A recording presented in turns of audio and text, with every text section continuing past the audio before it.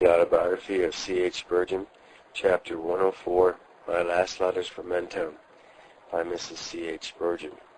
The love letters of 20 blessed years has been reluctantly lifted from their hiding place and reread with unspeakable love and sorrow. They are full of brightness and the fragrance of a deep and abiding affection, and filled with every detail concerning my beloved and his doings, which could be precious to the heart of a loving wife.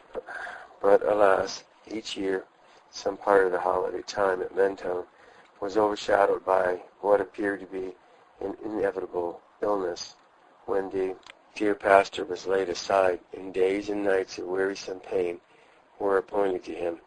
He had always worked up to the last moment and to the utmost point of endurance, so it was not surprising that, when the tension was relaxed, nature revenged herself upon the weary body by setting every nerve on fire and loading every vein with gout poison, to act as fuel to the consuming flame.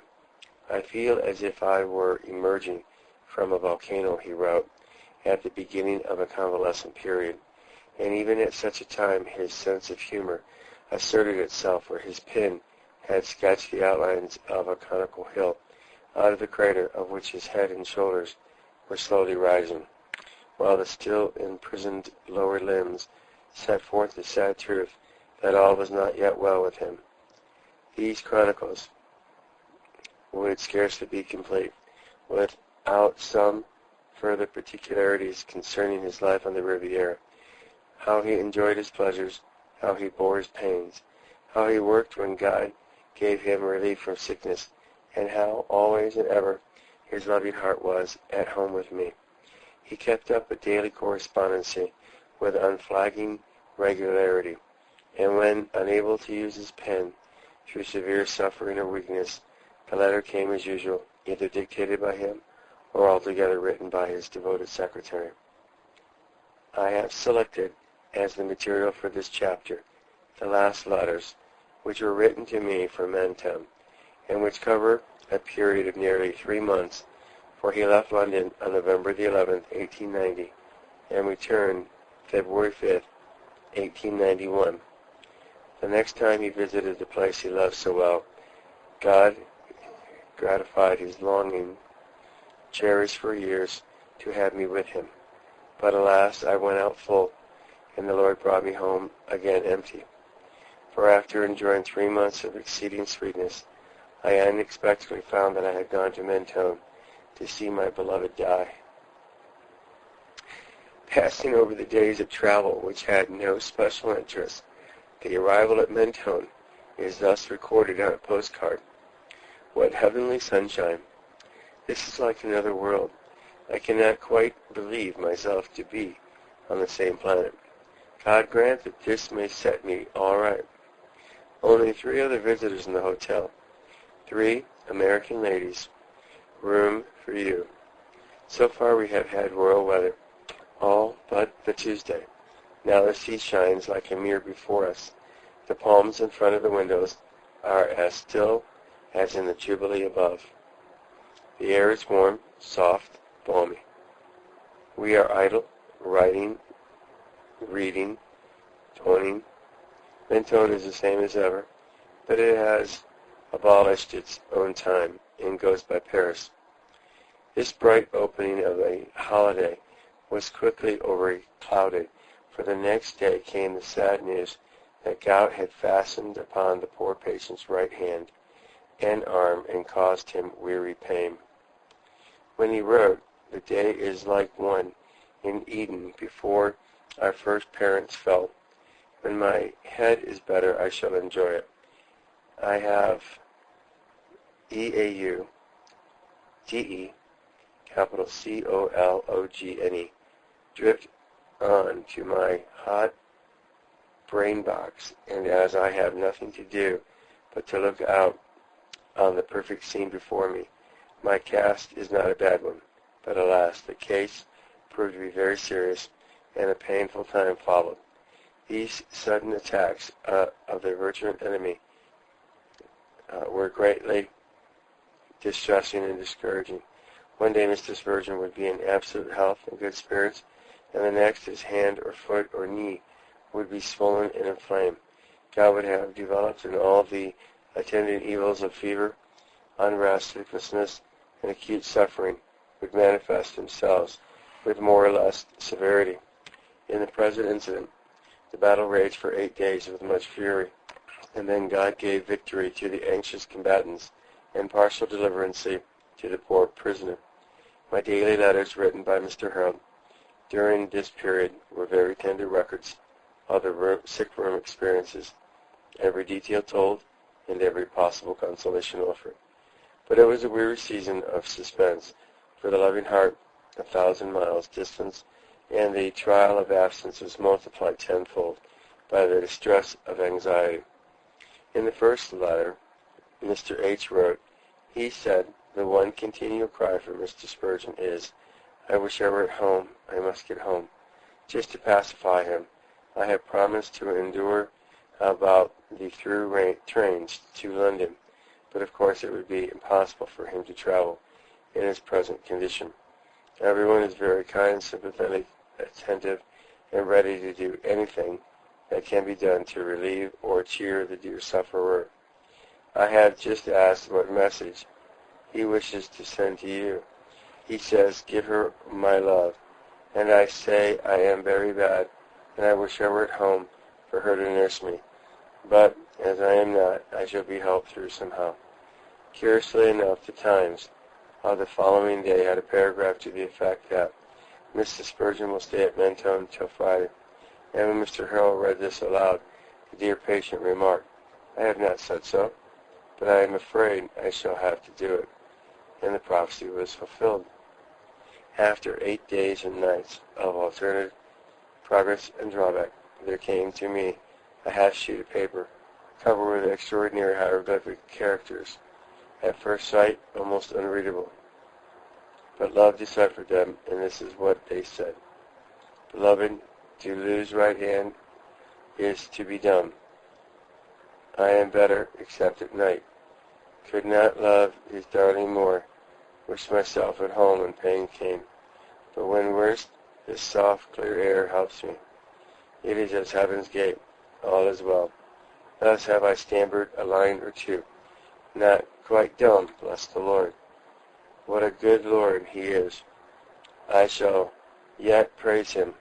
Sleeplessness cannot so embitter the night as to make me fear when he is near. This pathetic little note is signed, your own beloved Benjamin, for it was the work of his left hand. I think the effort was too much for him, for 2 more letters were written by Mr. H. But a tender little joke recorded in one of them showed me that my beloved was on the road to recovery. Our dear Tertia, says Mr. H., has been greatly pleased with your letter received today. Your exhilaration appears to have favorably affected him. He says that he hopes the time will speedily arrive when he will be able to offer you his hand. After this, the daily correspondence from his own pen is resumed, and in the first letter, he strikes his usual keynote of praise to God. Bless the Lord, I feel lighter and better, but oh how weak. Happily, having nothing to do, it does not matter. I have nearly lost a whole month of life since I first broke down, but the Lord will restore this breach. The next day, dated the letter December 1st, 1890, he writes to his poor lamb in the snow to tell her that his poor sheep cannot get its forefoot right yet, but it is far better than it was, followed by the quaint petition, may the good shepherd dig you out of the snow, and many may the mangolds and the Swedes be which he shall lay in the fold for his half-frozen sheep. Our Arctic experience in England were balanced with wintry weather on the Riviera. We have had 2 gloriously terrific storms, he says. The sea wrought and was tempestuous. It flew before the wind like glass dust or powdered snow. The tempest howled, yelled, screamed, and shrieked. The heavens seemed on fire, and the skies reverberated like the boom of gigantic kettle drums. Hail rattled down, and then rain poured. It was a time of clamors and confusions. I went to bed at 10 and left the storm to itself, and I awoke at 7 much refreshed. I ought to be well, but I am not, and don't know why. December the 3rd, 1890. We have had 2 drives yesterday, and saw some of the mischief wrought by the storm. The woodman, Wind, took down his keenest axe and went straight on his way, hewing out a clear path through the olives and pines. Here he rent off an arm, then he cut off a head, and yonder he tore a trunk asunder, like some fierce Assyrian in the days ere pity was born. The poor cottagers were gathering the olives from the road, trying to clear off the broken bogs before they bore down other trees, and putting up fences which the storm had leveled with the ground. They looked so sad as they saw that we commemorated them. Today, so fair, so calm, so bright, so warm, is as a leaf from the evergreen trees of heaven. Oh, that you were here. For the next 4 days I received postcards only. There was a loving arrangement between us that these missives should be used when we were busy or had too much to tell.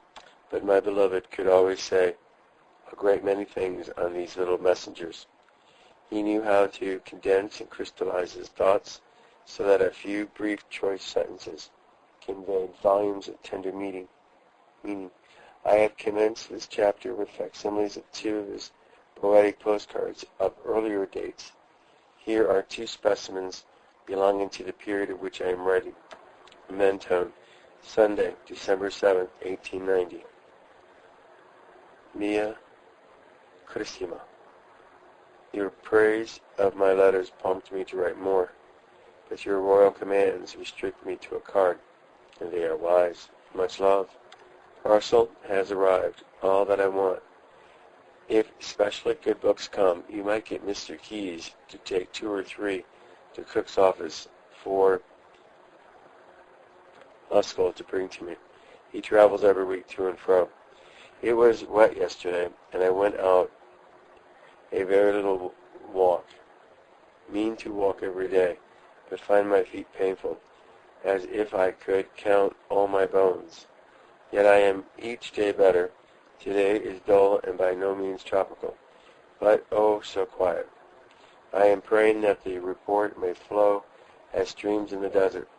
In our port some vessels have all sails spread, but it is only to dry them. Better have ever so little a bit of canvas filled with the breath of heaven. I feel as if I were drying. May you have the breeze. Mentone, Monday, August 12, 8/12/90. Out of that obedience, which has so long been habitual to me, I did not write this morning, but finding that there is an evening post, my rebellious nature seized the occasion to indulge itself. Today, I dressed myself. A childish gleam is on me as I record the fact. To have the use of one's hands again is a big mercy. We have had a heavenly day and spent the morning in a long drive. Afternoon, I went for a walk. I was entreated to attend laying on of first stone in Scott's church, but I would not yield. H went, and it was cold and draughty, enough to lay me up again. Wisdom did me a good turn when she bade me walk in the sun. Mr. A. has sent home some flowers. He dispatched some rosebuds to you from me. It will be perfumed a parfait amour. You write so sweetly. Yours is a hand which sets to music all it writes to me. God bless you. But you don't say how you are. If you do not, I will write every day. We have 15 in the hotel now. I have not commenced morning prayer with them yet, but think of doing so soon. Remember me to T and old George. Such postcards were as good as letters, and I could have been well content with my husband sent me only these, but he was lavish in his love, and insisted that the letters should outnumber the smaller missives. I had long protested, and sincerely too, against what I feared was a tax upon his precious holiday time, but to the end, for these are his very last letters to me, he persevered in his tender, self-imposed task, and now the memory of his goodliness is expressly precious. In the succeeding communication, there is a reference to the burning question of the hour, Home Rule, which may interest readers who indulge a penchant for politics. We have had two of the loveliest of days, and after a morning drive, I have had an afternoon's walk, each day walking just a little more. It is not much now, but it was and is much to me. The doc says that in the heart cure they have a zigzag up a mountain, and the patient tries to turn each day, and when he can walk to the top and down, he goes home. My little perambulances are somewhat after this fashion. This place is delicious. It is just 8 a.m. and I have both windows open. I'm writing to the soft, low cadence of a rippling sea. Oh, that you were here. That Irish stew, the last dose was well peppered and served up hot. Perhaps now that they are separated, they will get together. They seem to have been greatly divided while they were united. Poor T.O.M. How he must feel the insults of those for whom he has forfeited everything. Yet he seems to hold on to their scheme, though he knows that it is not only dangerous but unattainable. I am glad I am neither of Gladstone nor of Parnell. He that wades not up to the ankles will not go in up to the loins. Midwinter in England brought also to Mentone some cold, wet days, and these acted on the pastor's sensitive frame as the atmosphere operates on a barometer. Dull and dreary days depressed him, but when they came, they were welcome, for he would then turn to his literary work with redoubled energy and get through an amazing quantity of it in an incredibly short space of time. But he reveled in the sunshine and enjoyed basking in its warm beams, and his pity for those who had to endure the severities of fog, frost, and snow was very real and sincere. Poor darling, he wrote, to be so cold. The Lord will soon hear prayer and send this south wind upon you, and then I also shall get well and go out for walks and praise his name. I wish I could think of something to cast a gleam of sunlight over Westwood. If my love were light, you would live in the sun. I shall send some roses tomorrow, and they will prophesy better days. Alas, the better days moved very tardily towards him on this occasion, and though, of course, we did not know it at the time, the deadly mischief, which afterwards proved fatal, had already begun to work in his poor body. I cannot say that I am as I should like to be, he writes. 2 cold, windy afternoons have kept me in, and so I have missed my walk. And my hand inside is white and chalky, and outside, on its back, it is still somewhat swollen, and you see I cannot write so well. Today I have been for a drive, but it was rather cold. I sleep well, take physics often, and try to be right, and am really much better, but the mischief hangs about me. Undoubtedly it did, and this was the beginning of the end, though our eyes were holden so that we could not see it. The 11 ministries of his Mentone life began again, however. He went to see a sick Baroness and prayed with her and helped her to feel at rest, though submissive to our Lord's will. And the morning meetings for worship were recompensed, the conduct of which gave him much joy and encouragement, with results only fully known in heaven. Next morning, aneroids, A-N-E-R-O-I-D, marks a higher figure, but only for a few hours. This has been, so far, a lovely, sunny, warm day, and we have been out for a long drive and enjoy it much. Seeing the mountains of Italy covered with their white millers' hats and fields of roses, red, white, and yellow. We had a drink of very cold water from the fountain which gushes apparently from the heart of an olive. Now the day is darkening down with clouds, and probably a cold blast will come. Yes, the angels are letting loose the winds from their fists, and the palm trees are waving their fronds in token of victory over the sun, which has retreated behind the clouds. These palms in front of the windows constantly remind me of the words in the Revelation, with palms in their hands, for we are on a level with their grand fronds. I should think they measure 10 or 12 feet from where they start. They are magnificent emblems of victory. We shall wave better than these when we are with the Lord and celebrate his triumph.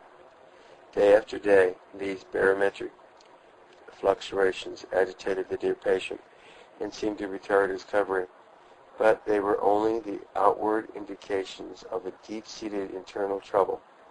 It is wonderful how blind we were, so used, I expect, to the alternations of my beloved's condition, and so happily accustomed to see his rare power of recuperation, as the doctor called it, manifesting itself at the end of an illness, that we had learned to anticipate complete recovery from all sicknesses. God be praised for the merciful veil which hides the future from our eyes. Mentone, December 18th, 1890. Yesterday morning was wet and cold, and we rejoiced in the fire of olive logs. After lunch, the clouds were gone, and the winds fell asleep. The sun, in its benevolent splendor, gave us 2 hours of summer, during which your Prince Charlie went forth in his chariot and was so pleased with the light, color, warmth, and tone of everything, that he felt no spot or time could ever be more enjoyably unless his dear consort could be with him. I want someone to show these things to, and there is only one someone who would fulfill my ideal. After morning prayer, we went down to get a parcel from Cook's man. All right. Books well selected. Hearty thanks. The tracts from Drummond's we can give away. We sent sermons and other periodicals to a Shields collier which has been in this port with coals. After getting your parcel, we returned, for the clouds came back in black armies, and the wind rushed it forth. It may alter again, and then out we go. But nothing seems to be settled, and I suppose the weather here cannot be quiet, while it is so terrible with you. If the Lord will, I trust the worst of the winter will soon be gone. I have plenty to do, so that a day indoors is not dull, but I wish I could get my walk. This, too, may come. I have one finger purple and swollen, but I feel so greatly better that I could clap my hands if it were not for hurting that poor weak member. Till Christmas Day, the letters tell of cold and rain, tornadoes of wind, and other evils, with occasional glimpses of the lovely spring weather so much desired. My husband greatly sympathized with us in our endurance of a very severe winter of 1890. Was quite touching to note how constantly he referred to it, and seemed almost to suffer with us in our long period of frost, fog, bitter cold, and darkness. I kept on praying for change of weather, for you, and the poor and sick, he writes. I wish I could send you a brazier of the coals of my heart, which have a most vehement flame. Oh, how true this was! God had made him a real philanthropist, and the woes of others were felt and commiserated and brought before the Lord with as much earnestness and sincerity as though they had been his own. His heart was so big, it had room for other griefs, and it was so full of love and pity that he had always some to spare for those who needed it. A carriage drive to Ventimiglia gave him great pleasure just at this time. From a certain part of the road, the COL, then DI, then TENDA, and a considerable portion of the Maritime Alps are visible in their winter dress of snow, and visitors from Mentone are fond of driving there to see a picture quite unique in its grouping, a foreground of roses and palms and tropical vegetation in the sunshine, and on the other side the blue waters of the Mediterranean, reveling the brightness of the sky. On the other, the valley of Roya, with picturesque hamlets on both banks of the river, and for a distant background, the solemn white Alps, proclaiming in a language which cannot be misunderstood the greatness and majesty of their Maker. Christmas Day was gray and cold, and was spent in work, digging away at books and letters. Friends had lavished upon him a wealth of lovely flowers, roses, carnations, hibiscus, hyacinths, tuberose, and in vases, and a pot of that sweetest of sweet blossoms, lily of the valley, which you could scarcely enjoy them. All night his bones had cried and groaned with rheumatism, and he must, I think, for the first time, had had some premonition of danger, for he says, there is some deep-seated gout in me. But even this passes, and the 5 following days each bring a bright, cheerful little postcard to reassure and comfort me. One written on Monday, December 29, 1890, tells of a delightful meeting last night in the room above ours. Piano with hymns, and I preached from Deuteronomy 32, verse 10.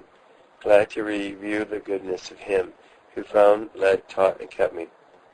And the last of the 5, on December 31st, 1890, testifies thus graciously to the goodness and faithfulness of God. The old year is nearly out. A good old year, a year of loving kindnesses and of tender mercies. I cannot dismiss it with a complaint, but with thankfulness. Oh, for more holiness for myself in the new year, and more health for our beloved spouse. I think I shall get home for February 1st, or for first Sunday in February, for I now feel as if life had come back to me with enjoyment, and a measure of sprightly thought, for which I would praise the Lord practically by employing it in His service. We had 23 in morning prayer today, nearly as many as the room can hold. How they do come! Wet and cold do not hinder, and they are so grateful. New Year's Day, January 1st, 1891. A Happy New Year to you, my sweetest and best. I would write it in the biggest of capitals, if that would show how happy I wish the year to be. I had a praiseful evening yesterday, blessing God for the old year, and now this morning we have had a good meeting. We sang number 1042 in our own hymn book, having made copies for our 24 friends. Then I read and expounded Psalms 103 and prayed. There were flowers and cards and contributions. And this afternoon we are going to give our landlord and his wife a present, for the house is not full, and the keeping of the hotel is not profitable. So there will be joy among many as we meet for tea. God is indeed gracious to me, for I feel well, and I turn my face homeward in desire. I have been for a drive in the delicious summer sunshine. Oh, that you had been at my side. I have just read your sweet, sweet letter. You best beloved of my heart, how I wish I could change your weather. I can only pray, but prayer moves the hand, which moves winds and clouds. The Lord himself comfort you, and bear you up under all troubles, and make up to you by his own presence the absence of health, warmth, and husband. When my beloved felt fairly well, his Sundays at Mentone were a great joy and rest to him. He made the day full of sweet, devout service, and still sweeter communion with the Lord. In the morning, after having family prayer, he would perhaps go to the Presbyterian place of worship in Mrs. Dungeon's garden, and afterwards write to me. Capital sermon from Mr. Somerville on Revelation 2, verse 12 and 17, splendidly witnessing against the downgrade. In the afternoon, there would be breaking of bread and one of those choice little addresses on the love and grace of the Lord Jesus, which melt all hearts and rekindled the latent fires of devotion in some inconstant breast, and the evening would be spent in singing God's praises and listening to a brief sermon by Mr. Harold or someone else who might have a message to deliver. Quite a full day, he remarks, after one of these occasions, but it seemed very short and as sweet as short. Oh, that you were here.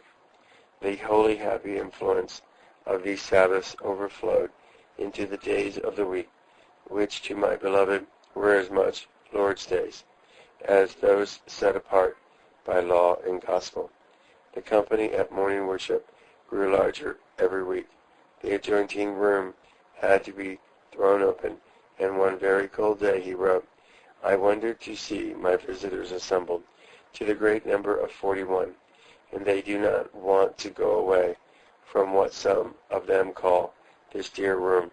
Truly the Lord is here, and his word is sweet both to them and to me. As he read it morning by morning, what a text is Isaiah 62, verse 7. In the Revised Vision, ye that are the Lord's remembrancers, take ye no rest, and give him no rest. Oh, for such importunate prayers for his church, now that evil times have come. A tender, loving birthday letter, which set all the joy bells in my heart ringing, comes next in order, and I quote a few extracts from it. I trust this will reach you on your own dear birthday. 10,000 benedictions be upon you. What an immeasurable blessing you have been to me, and are still. Your patience in suffering and diligence in service are works of the Holy Spirit in you, for which I adore his name. Your love to me is not only a product of nature, but it has been so sanctified by grace that it has become a spiritual blessing to me. May you still be upheld, and if you may not be kept from suffering, may you be preserved from sinking. My love to you grows, and yet I do not know how at any time it could have been greater. I am thinking which I shall do, drive out and send you flowers, or walk and get Mr. A to send them. I know which way your vote would go, and I shall act accordingly, if our friend will undertake the commission. If flowers do not come, please know that it was in my heart to send them. A few days after, a reference is made to my reply in these words. I had your letter last night, which was written on your birthday. I am so glad that the flowers reached you and made you glad. There is a happy tone about the old woman's letter, which does the old man good. God bless you, darling, and delight your heart with trunks and sacks of good things for others. This latter sentence refers to the generous actions of one of our near neighbors on Beulah Hill, who, knowing that I was interesting myself for the poor in Thornton Heath, had placed a trunkload of coals at my disposal for them. The long dreary winter had severely tried them, and we opened a soup kitchen at Westwood, which ministered daily to the necessities. My beloved felt sorely troubled for the distress which came so close to our door, and did not fail to take his share in pitying help rendered to those who could not help themselves during the time of the awful frost. "I am so glad you feed the poor," he wrote. "Spend £10 for me, please. Don't stint anything." As I look at the pictures in the graphic, my spirits sink, but my prayer rises, and a few days later he returns to the same subject. I pray day and night for a thaw to come and end this great distress by allowing the people to work. Do spend my £10, which I will send by next post. The gray, cold days which prevailed at Mentone during the earlier part of the year 1891 gave the dear preacher an opportunity for working hard, of which he willingly availed himself. He heartily enjoyed the pleasurable leisure of driving, which seemed to soothe his brain and refresh both body and spirit. But he was never idle, and after returning from his excursions, he would apply himself immediately to the work in hand, and his busy pen would fly over the sheets of paper with untiring energy. The secret of the amazing wealth of literary labor, which he left as a legacy to the world, lay in the fact that he was constantly gathering up the seed pearls of small opportunities, while never neglecting the greater occasions of enrichment. Receiving and imparting, gaining that he might give, laboring not for himself but for others. The redeemed minutes soon multiplied into hours, and the hours grew into days. And so his life, like a field well dressed and tended, bore 100-fold crops to the praise and delight of his great husbandman. Sabbath, January 18, 1891, he wrote, "I have not gone to service this morning, as I had sermons to revise and one to get for this afternoon. I have chosen Psalms 32, verse 9, and want to show the joy of having a good understanding with the Lord, so as to need no bit, but to be left free to go on in his way with liberty. Two things are to be dreaded: irreverent familiarity, lest they come near unto thee; disobedient departure, else they would not come near unto thee. Are not the two renderings curious? To me they set forth the same thing in different lights.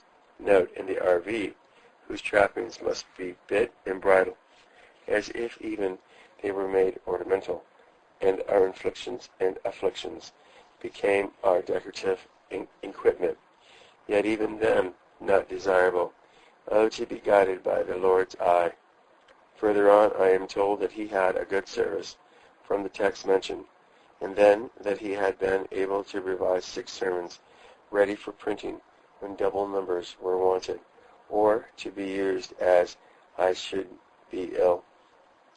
Was this another premonition? If it were, the shadow soon passed, for the next letter described a visit to Beulah, Beaulieu, a lovely drive in the warm sunshine to a place which I should like to stop at for a time another year, if it please God. This little outing must have benefited the dear patient, for the next morning he writes, "I am working with windows wide open, and when I have done, I hope to take my long walk round the red rocks." See illustration on page 12. I forgot to tell you that on Thursday, Mr. Cheney Bradby came from Canis, and we walked out a mile or more from and talked and prayed and then came back. He returned alone because he had to hurry to catch a train, but I walked both ways with great pleasure. Indeed, it was the best time I have spent since I came here. The sun, the air, the sea, all ministered me, and I ministered to the Lord in grateful praise. Mr. Spurgeon had consented to open the new Scotch church on Thursday, January 26, 1891. But on Wednesday, while out walking, a sudden seizure of gout in both hands and one foot threatened to lay him aside once more. It is most touching to read how he fought the disease, both with physics and by dieting. The enemy is going, he writes, driven out by medicine, starved out by oatmeal, and nothing else for lunches and dinners.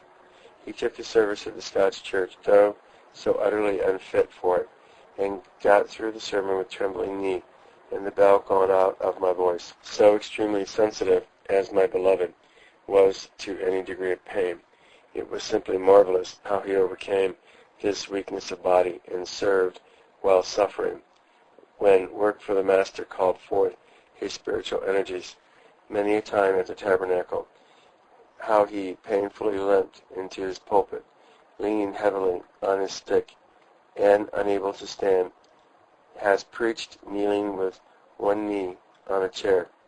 But even then the astonished congregation has seen him warming to his work and inspired by his all-consuming zeal, push the chair aside and grasping the rail of the platform with both hands, stand there for the rest of the service, apparently forgetful of his bodily distress, because absorbed by his passionate desire to persuade poor sinners to come to Christ. But this is a digression. We must return to Mentone for the few days yet remaining. One of the dear preacher's last ministration on this occasion was to hold a funeral service over the body of the Baroness von H., whom he had so often visited and comforted in her last sickness. He writes, there was a great blaze of candles on both sides of the coffin, and palm branches and white flowers upon it. She is now to be carried to Russia, and I should think the journey will occupy a fortnight. Why can't they let a body be? I would prefer to be buried wherever I might die. Yet as she wished to lie in the same tomb with her husband, there is an argument on that side also. Now the record draws quickly to a close. It had been a time of strangely mingled experiences of rest and rack, of cold and heat, of storm and sunshine, of pain and pleasure. But overall, the peace of God brooded like a dove, and the homecoming was safe and happy. Not even a shadow of the dark dispensation which fell upon us in June then rested on our spirits. The very last communication from Mentone was a postcard, which, from the extracts I give, will be seen to have been written in quite good spirits, and suitably closes this chapter. Mentone, Monday, Friday 2nd, 1891. My own. I telegraphed you today, and I hope your anxiety has ceased. There. At this moment, a mosquito popped on my nose, and Harold had killed him. Oh, may all your fears end. I am very much better, indeed well. Archibald Brown has been with me for an hour, and the sight of him, and a little prayer with him, has set me up. I rested well yesterday. We are all in a muddle, packing H in his shirt sleeves. Almost wants to pack me up. I am writing notes of goodbye to friends. I hope soon to follow where this card is going. How delighted I am with the prospect. If you don't hear again, do not wonder. If anything should be wrong, I will wire at once. I am already with you in spirit. My heart has never left you. Blessed be God that we are spared to each other. End of chapter 104.